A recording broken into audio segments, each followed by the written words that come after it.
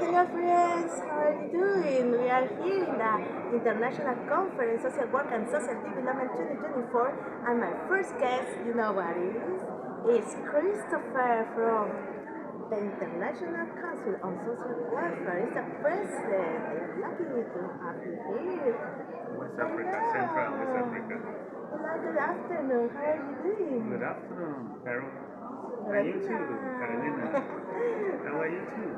Yeah, I'm fine. Lovely to see you at this conference. Oh, good. Yes. I'm really very happy to be here. That's good. It's good environment that you find yourself here because social work for everybody. So it's a holistic responsibility for everybody to have the interest, to have the passion, to have the talent. Minus tell me, how do you get involved in the organization? Yeah, as Caroline has mentioned earlier, my name is Christopher. I'm the regional president for Central and West Africa at the global level. I had a passion to do social work from the humble beginnings, even when I was a child. I grew up with it, and when I finished my first degree, I thought it was how to work for humanity. So I established my own organization as NGO called Resource Link Foundation. So we started supporting humanity.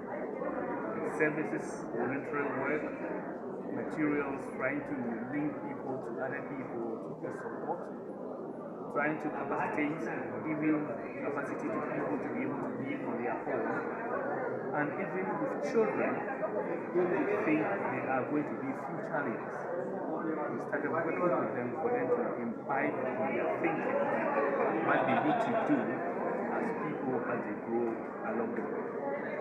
So a chance to meet the National Council of Social Welfare and establish my thinking with them, and they resonated very well.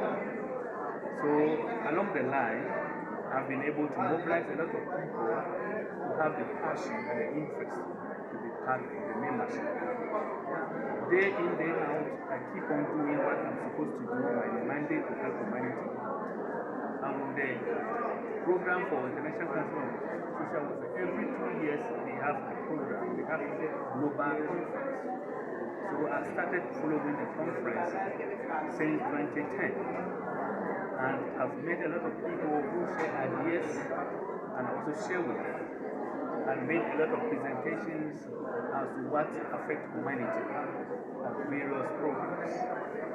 So today is another conference that I've come to also to learn and also share what I think humanity needs to benefit from social protection. Christopher, and tell us something about you. Who is Christopher? Christopher is a humble individual from Ghana and from a community in Bron Ahafo called Bana. And that community is so unique with its language background and the type of people who are so hospitable to receive people. So that hospitality that is in the people has resonated itself in me that I need to help people of a sort. And how do you volunteer study social work? Yes, we have been having a lot of interaction with social departments in various universities. Students who complete their social work and they want to do their internship, we engage them and they learn a lot. It enhances their knowledge as what they need to do as the world is evolving in so many challenges. Then they also try to see how best they can also help within their own capacity. And tell me, how is in your country the career of social work?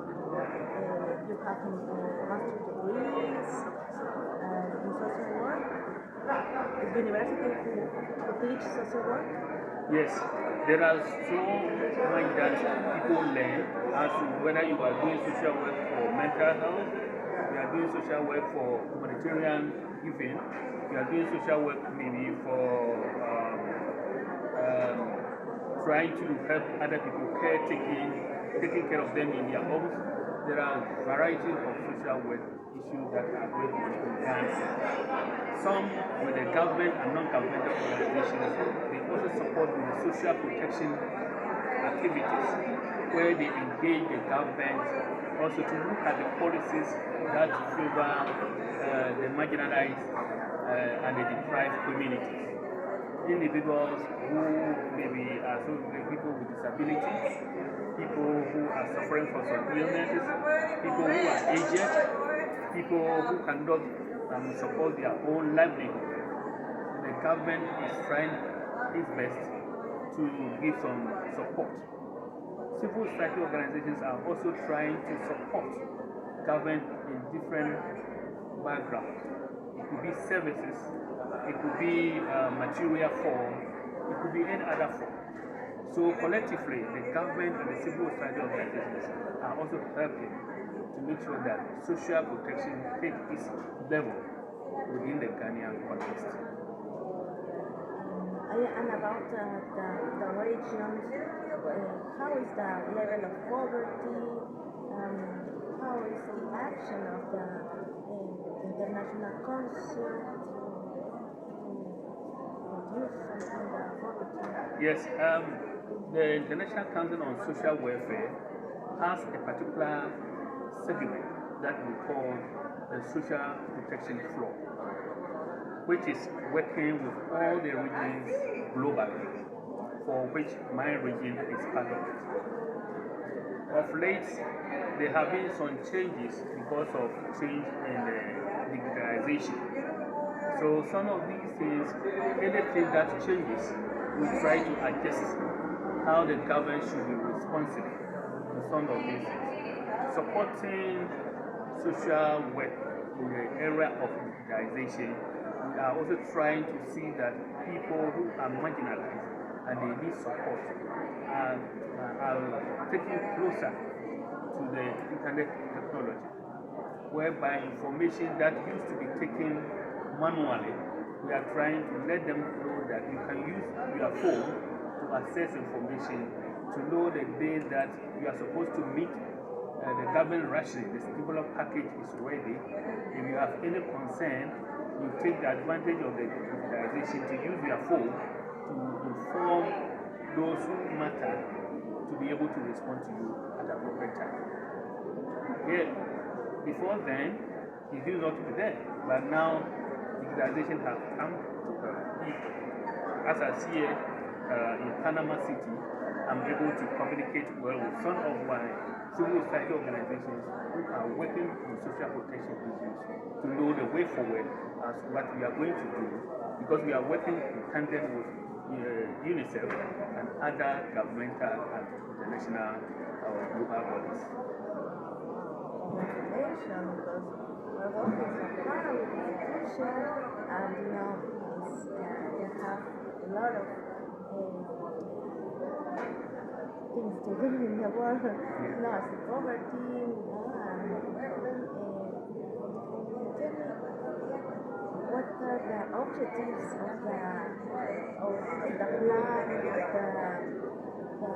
International Council for this year or the next years? Yes, we have a lot to do, and this is one of the programs that is with us for this conference. We are going to have general meeting on the 7th of this month, 7th April 2024. And one of the issues that we are going to look at has gotten to do with the countries or the regions that are left behind on social protection. We had that discussion earlier, that was before this year, that was late last year, that was October, November, that was in Namibia.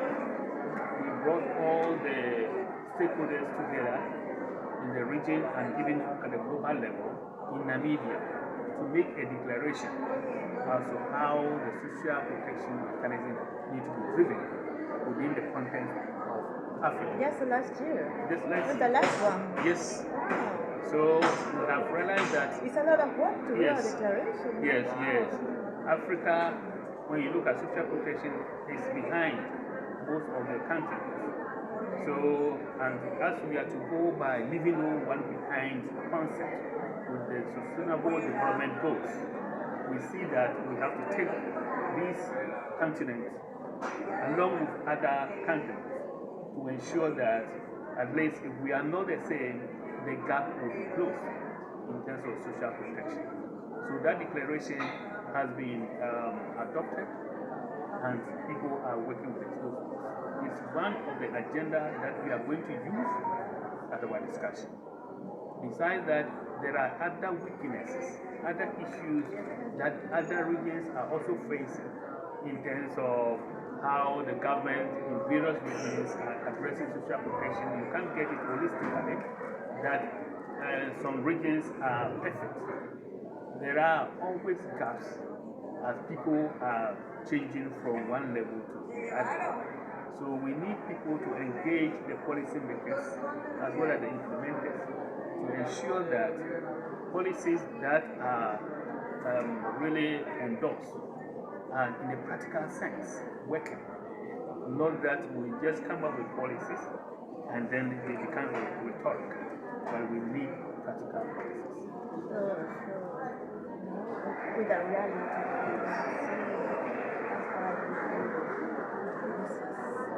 The core to the real. Christopher, I am really glad that you accepted this invitation for this interview. We have not expected that. But you're our first guest on this conference. And to research for all the social workers who are watching you, what you will tell. Oh, yeah. I wish we take this opportunity to encourage every individual. Time is of essence. Time is valuable. To make it available for people to look at the policies dimension, to make it available for people to volunteer, to make it available for people to share their ideas, to even give out material support.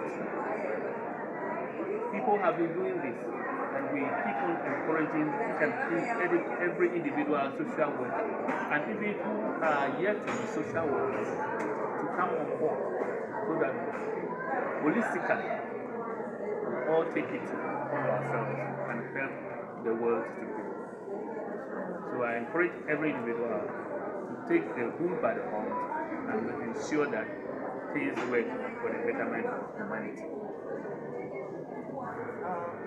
Christopher, thank you so much, really, for your words, for this presentation of the International Council on Social Welfare, ICSW.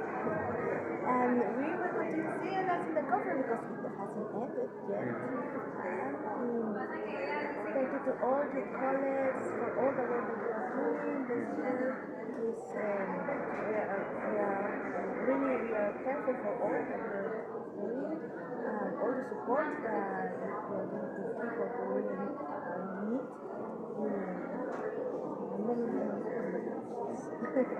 Well, so finally, we need collaboration of all stakeholders, especially the civil society background where I'm coming from. I want to tell the whole world that we are ready because almost everybody in civil society sector is doing one way or the other to support social protection. Yes. Very well, Christopher. So, well, it's all for now, guys, and see you in our next interview. Bye.